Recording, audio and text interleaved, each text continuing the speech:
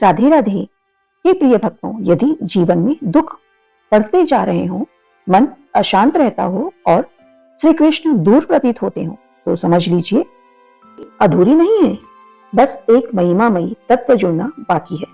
श्री तुलसी महारानी। आज जानेंगे तुलसी जी को सब कुछ क्यों कहा जाता है और तुलसी जी ने कृष्ण के दर्शन महाराज जी से कि तुलसी महारानी की महिमा क्या है। प्रियाजू ने कहा बहुत जल्दी श्री कृष्ण की प्राप्ति कराने में समर्थ है श्री तुलसी महारानी जी। प्रियाजू का वो बताया हुआ उपाय श्री वृंदा सखी, ये वृंदावन की अधिष्ठात्री देवी हैं। ये वृंदावन की पूरी व्यवस्था को देखती हैं। प्यारे जो की नित्य केली की व्यवस्था करती हैं और इनकी कृपा के बिना कोई वृंदावन में प्रवेश नहीं कर सकता।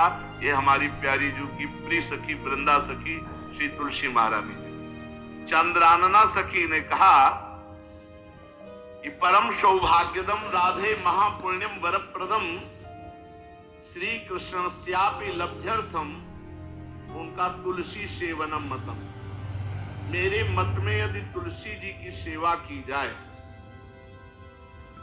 तुलसी जी का यदि स्पर्श हो जाता है, तुलसी जी का नाम कीर्तन किया जाता है, तुलसी जी को प्रणाम किया जाता है, तुलसी जी का वृक्ष लगाया जाता है, तुलसी जी को जल अर्पित किया जाता है और तुलसी दल से नित्य भगवत सेवा की जाए, बहुत जल्दी श्री कृष्ण प्रसन्न हो जाते हैं।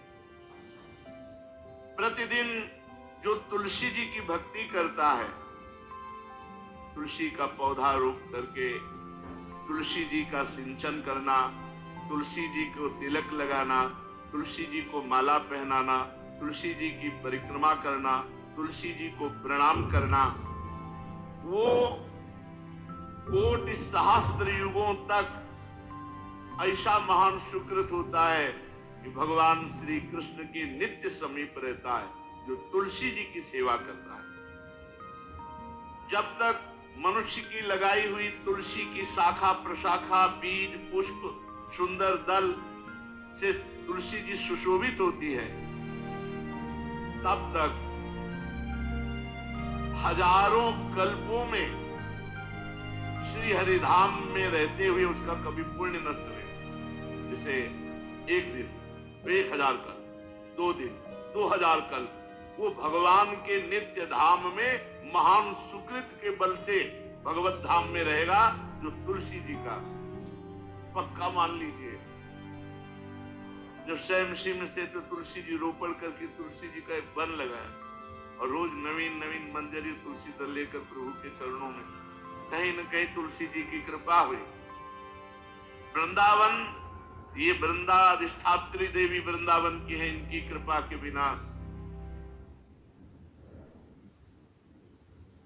हे चंद्रादने, संपूर्ण पत्रों और पुष्पों को जो उतार करके सम्मान पूर्वक पहले प्रार्थना करनी चाहिए। हे वृंदा देवी, हे तुलसी जी, भगवान श्री हरि की पूजा के लिए या प्रियाजू की पूजा के लिए हम आपके कुछ मंजरी कुछ दल लेकर के सेवा करना चाहते हैं, आप कृपा करके मुझे दीजिए। और फिर उतार, जैसे नोचना नहीं, बहुत सम्मान से बहुत प्यार से तुलसी जी प्रसन्न होती है। जो मनुष्य तुलसी दल से श्री हरि की पूजा करता है, कोई भी पाप उसका स्पर्श नहीं कर सकता। पूर्व में किया हुआ कोई भी पाप उसको दंड नहीं मिलेगा, जो तुलसी जी की आराधना नित्य करता है। अब इतना जल भी ना चढ़ा दे, मार पुण्य हो जाए और तुलसी जी अंतर ध्यान अनुकूल जल, जैसे हम लोग गमले पे हैं, इतना बड़ा तांबे का रोज उससे हम भर के लोटा चढ़ा दोगे, 2-4 दिन में अंतर ध्यान हो जाएंगे। बहुत विवेक से जरूरत है, बोले भारी पुण्य होगा। अब इतना बड़ा लोटा रोज जल चढ़ाओगे तो 2-4 दिन में पीली होके अंतर ध्यान हो जाएगा। अरे इतना जल, अनुकूल जल चाहिए। एक तांबे का छोटा सा लिया, रोज डालो, उसमें कोई फर्क नहीं। और गमला उठाकर धूप में विराजमान करो। सेवा का मतलब क्या है? तुलसी जी को जल अर्पित करके तुलसी जी की सेवा करता है, हरि चिंतन करता, कभी कोई पाप उसका स्पर्श नहीं कर सकता। 100 भार सोना, 400 भार चांदी,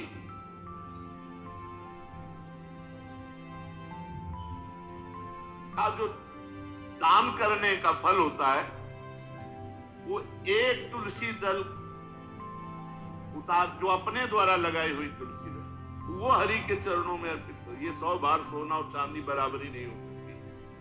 कितना महत्व है। जो रोज तुलसी दल चयन कर, द्वादशी को न चयन करे, द्वादशी को मतलब बहुत बड़ा अपराध लगता है तुलसी दल का, मतलब तुलसी के वृक्ष का भी स्पर्श न, प्रणाम नमस्कार दूर से, एक भी दल नहीं टूटना चाहिए। द्वादशी को ऐसा हमने महापुरुषों से सुना है कि मंजरी और पत्र उतारना ये ठीक नहीं, बिल्कुल नहीं ठीक है। ब्रह्म हत्या का फल लगता है, अगर जो पाप लगता है अगर कोई द्वादशी को तुलसी चयन, बहुत सावधानी से। जिसके घर में तुलसी का बगीचा होता है, कई पौधे होते हैं, उसको कहीं तीर्थ जाने की जरूरत नहीं, उसका घर तीर्थ है जिसके घर में तुलसी के पौधे हैं। और यमराज कभी उस घर में किसी भी मरने वाले को लेने नहीं आएंगे। जिसके घर में तुलसी, लगा लो भैया तुलसी लगा लो घर, काहे को यमराज को आने दोगे, सबके घर में तुलसी है। कितना सुंदर पहले था। घर में आंगन होते थे, आंगन में एक बहुत बड़ा, और फिर उसमें तुलसी जी, और फिर उसमें 2-4 नर्मदे सौरशाली ग्राम ऐसे, और फिर घर का हर व्यक्ति जल चढ़ाना, प्रणाम करना, नमस्कार करना, चाँद पर। कितनी पवित्र पद्धतियां हमारी थी। जब रसोई बने पहली गाय के लिए, फिर उस पक्षियों के लिए, फिर कोई संत महात्मा, कोई भिक्षु, ऐसा कितना पवित्र व्यवहार है भैया। ये आज जैसे आपने देखा है, ये रसोई बन रही ना, धुआं नहीं खत्म होने पाता, वही सब अपवित्र किए हुए हैं, राक्षसी बुद्धि आती चली जा रही। तुलसी जी, ये भागवती को उसमें हमें लगता है बालकनी तो होती ही, बढ़िया बालकनी, ऐसा खाने धरने वाला स्टैंड लोहे का रखो कि तुलसी जी को विराजमान कर दो। जिसके घर में तुलसी जी विराजमान होती, उसके घर में यमराज कभी नहीं जाते।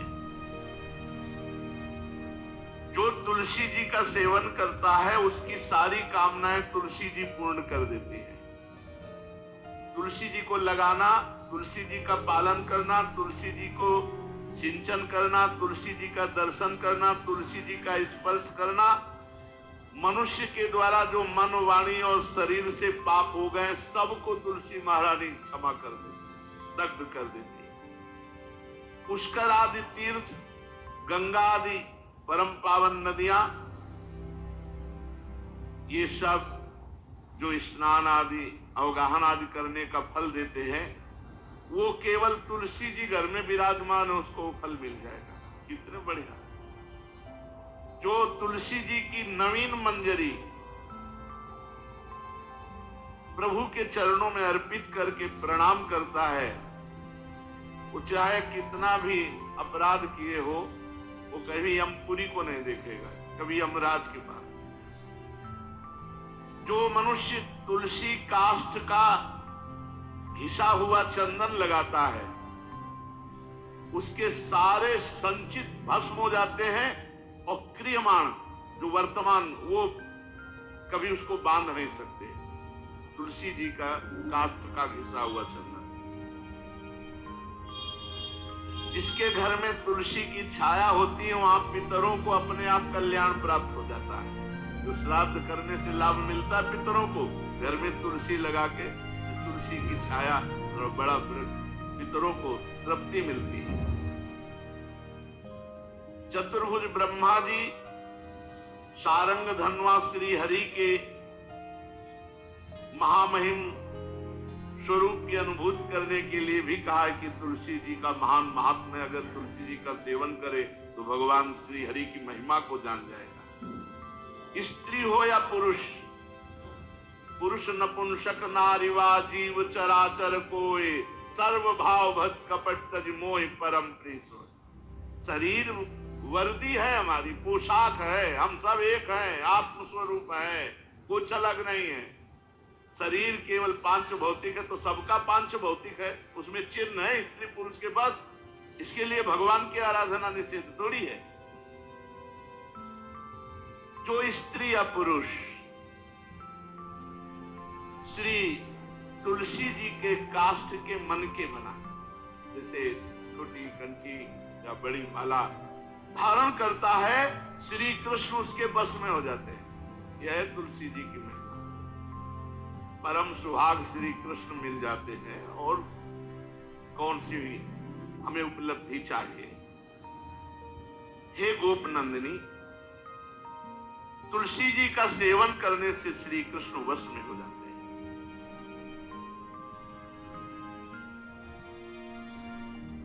जो तुलसी की माला से नाम जप करता है, काउंटर वाली बात तो स्मृति के लिए भाई है, निषेध नहीं करते, नहीं भक्तों के भजन बंद हो जाएंगे।